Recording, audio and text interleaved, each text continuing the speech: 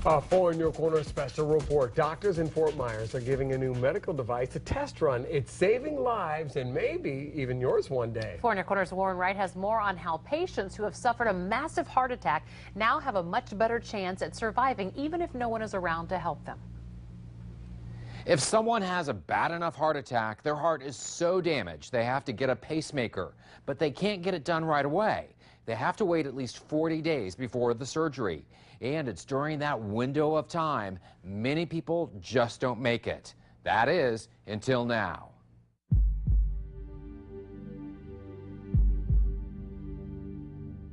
I didn't think I would never need it. You know, I wore it for a couple weeks before it ever went off.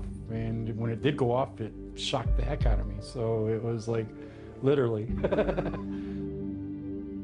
Tyler Harris almost didn't live to see the new year. That's why he's so grateful to his nurse practitioner who convinced him to test out a new medical device. It's called a life vest. Instead of their family planning a funeral, they got to plan Christmas dinner.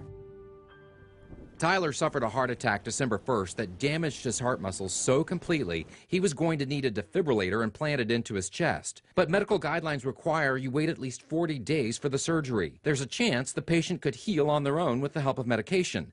But during that time, many of those patients suffer sudden death. It's like putting on a bra backwards, I guess. So to bridge that gap, he wore the life vest day and night. With sensors, it monitored his heart, and there are paddles to initiate a shock if necessary. If it's not in contact with the skin, you'll have a red mark like that. With plenty of bells and whistles. Bystanders, do not interfere. And then you just walk around all day with this either clipped to a belt, or what I used to do is wear it underneath another shirt. Call ambulance. You were very responsible. You wore it all the time. Every time except for when I was in the shower, and it was hanging right there for as soon as I dried off, it went back on because that's how they tell you to do it.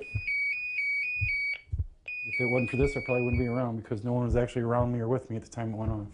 That's because Tyler was driving his truck on a remote stretch of road in Buckingham just 2 weeks after his first heart attack. He felt dizzy and pulled over, and then the life vest took over.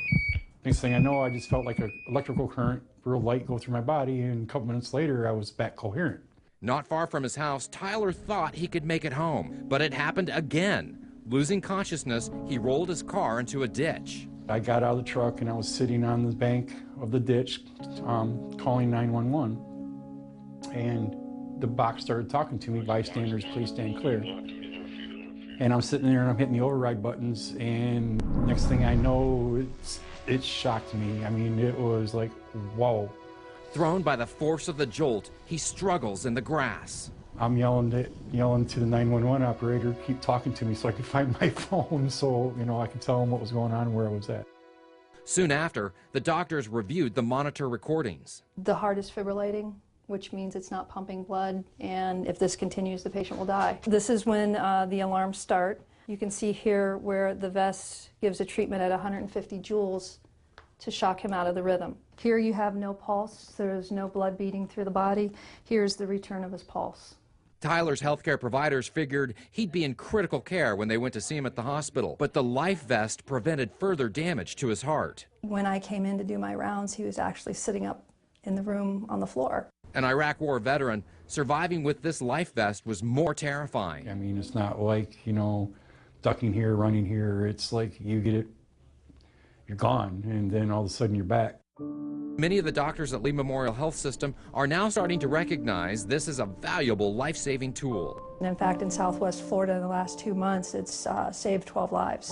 And for Tyler, he's just glad he was one of the first to use it. An eye-opening experience because it's a life-changing experience.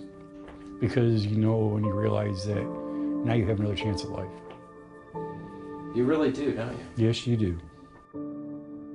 Tyler now has a permanent defibrillator in his chest, and his doctors say he now is strong enough to rejoin his softball league. Warren Wright, Fox 4, in your corner.